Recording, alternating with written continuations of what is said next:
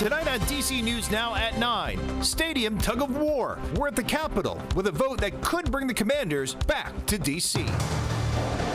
Plus, a scathing new report shedding light over Metro's safety concerns. Hi, everyone. The temperature tumble, it has arrived. I have your full forecast coming up.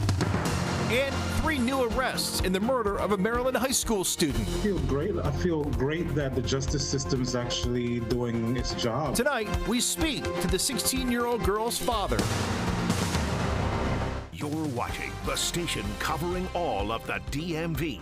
This is DC News Now.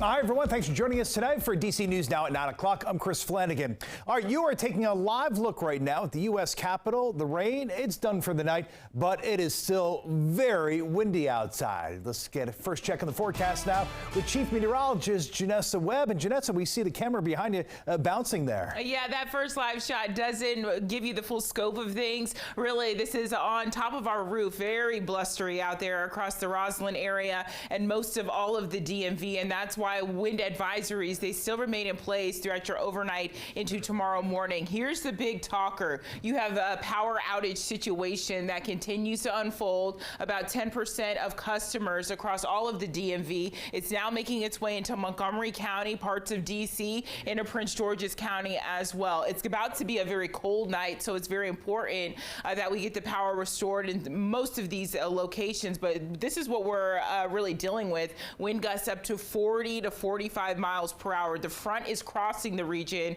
right now, but all of the rain we were tracking earlier, it has finally subsided. Sustained winds, that's a constant wind speed, is not as bad, 20 to 25 miles per hour. And I promise you, as the front continues to track out towards southern Maryland, we're going to see a lot of a reprieve with this situation. Elongated cold front, it stretches up towards northern New England all the way down to parts of the panhandle of Florida, and so we need to give it another hour before the front really pushes offshore. What's very interesting at this moment, you have lake enhancement bouncing off Lake Erie and Superior, and that's going to provide now snowfall for the Mountain State region. I am forecasting at least an inch of accumulation. Here's your current radar status. So we're clearing out the farther west you go, and then all the moisture is filtering into Delaware. And so really at this point, it's just a high wind situation. We're done with all this rainfall we've been dealing with pretty much all day long. Let's get your day started tomorrow. Thursday, temperatures really start to go downhill. We're talking about the middle 40s for daytime highs. I have your full extended forecast. Chris, coming up. All right, Janessa, thanks. We'll see you then. All new tonight at 9. A major step forward in revitalizing the old RFK Stadium site and possibly luring the Commanders back to D.C. The House voting overwhelmingly to give D.C. control of the land for nearly a century. That vote 348 to 55. Our Marielle Carbone live at the Capitol tonight. And Marielle, local leaders are saying this is really a big victory for D.C. Yeah, they are, Chris. And I just want to point out the winds Janessa was talking about, you can see them and feel them out here. Pretty intense if you see me blowing away in this live hit. But this really is a big step forward, as you mentioned, for D.C. leaders here. Mayor Muriel Bowser saying tonight that this is a significant step forward in allowing the district to move forward with efforts to unlock that full potential of the RFK Stadium site, which they have been working to do for some time now. So what this legislation tonight does, it gives D.C. control of that space there. So it allows the federal government to lease the land to D.C. for 99 years. D.C. is then able to revitalize the space for commercial or residential use. So that could possibly be for a new football stadium. Of course, those efforts to lure the Commanders back to D.C. are ongoing. It could also be used for a housing development, retail space, and so much more. Congresswoman Eleanor Holmes Norton has really been championing this effort, and we spoke to her tonight after the vote. It's a great victory for D.C. Takes a lot of unused land, makes good use of it. You know, when we can't build high, so we can't afford to have any unused land. There were some who voted against us, but it's a great victory for the city.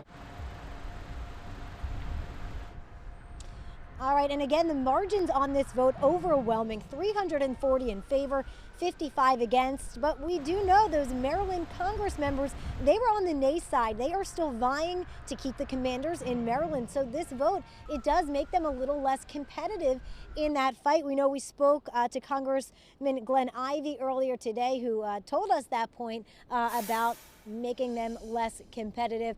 Chris, one more big step to go on this. We still need a vote to happen on the Senate side. Reporting live tonight from Capitol Hill, I'm Marielle Carbone, DC News Now. All right, not a done deal yet, but a big night for DC. Marielle, thank you. Well, this potential stadium shakeup comes as we learn the current Commanders' home, it'll be getting a new name. FedEx is dropping its naming rights agreement with the Landover Stadium 2 years early.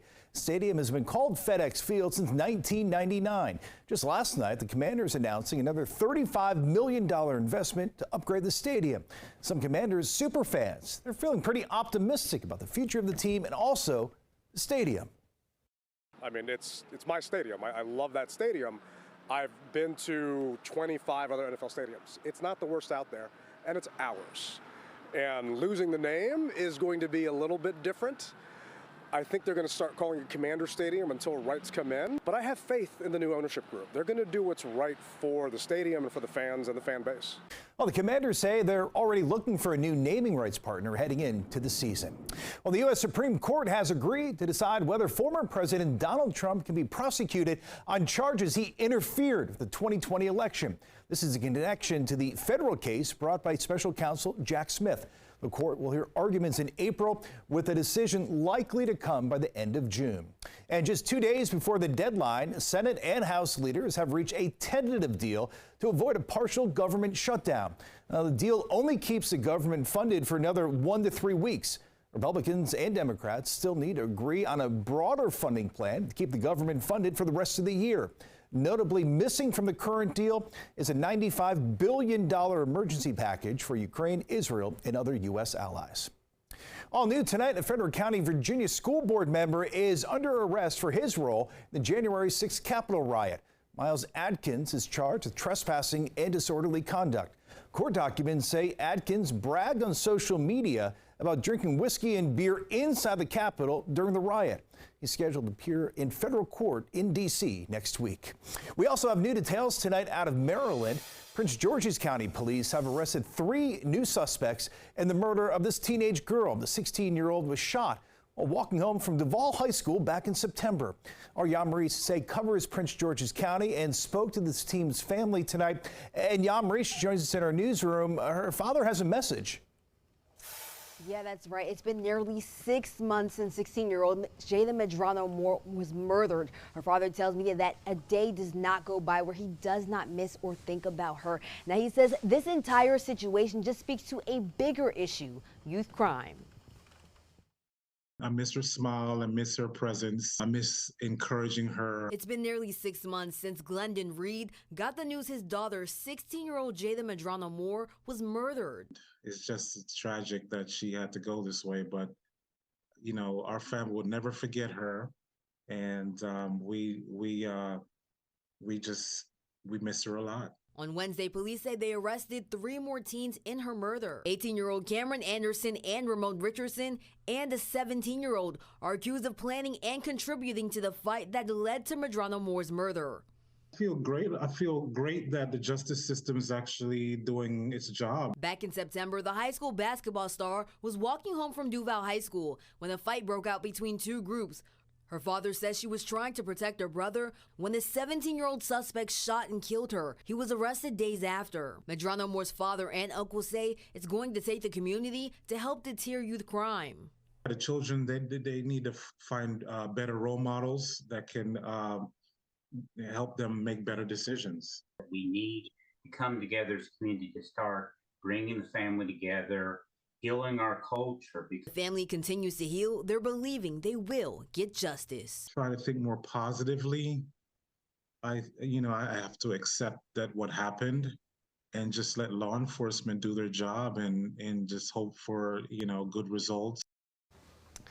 Yes, so these 3 new additional suspects are facing first and second-degree murder charges, and they are expected to be in court for a bond hearing in the coming days. For now, reporting in the newsroom, I'm Yamari Say. Back to you. All right, yeah, thank you. Meanwhile, in a new report tonight, the agency in charge of overseeing Metro Rail safety says there are train operators who have not met safety requirements. And tonight, the organization is forcing change. Our Max Marcilla joins us live from one of WMATA's office buildings in Alexandria. And Max, there are hundreds of train operators, of course, that help us around the DMV each and every day. But you're being told not all of them are fully certified. Well, Chris, this new report from the safety agency details that, and essentially the agency says, think of it like a driver's license test where you have to do a number of tasks in order to pass. Well, it says that some of Metro Rail operators were not asked to do all of those tasks and yet were still declared certified. The Washington Metro Rail Safety Commission, the organization that oversees safety along the rail system, says it's found a problem. Metro is not consistently carrying out these certification requirements in accordance with its safety requirements and plans. Max Smith is WMSC's spokesperson. He tells us the agency was investigating safety events early last year when they started to see concerning signs. Those things were not always being done, and yet people were still being designated as certified. To become certified, Metro Rail operators have to pass an exam. Smith says it's a practical exam on an empty train where you have to do a combination of things you have to do every day and things you hope you never have to do. We need to know that everyone can do this safety thing, such as shut down the environmental system, so if you're in an area with smoke, it's not continuing to bring smoke into the rail car. But that is an example of a task that wasn't always done. Now, in order for change, the agency forcing Metro Rail to identify employees who are not properly certified within the next 30 days, have them undergo proper certifications within the next 90 days, and then develop a plan to ensure certification is conducted consistently following safety requirements. The time periods we laid out seem to be feasible given the resources and people they have. And tonight we received a statement from WMATA. In that statement, it says that it has received the report and is proactively communicating the next steps with its board members. Reporting from WMATA offices in Alexandria, Max Marcella, DC News Now.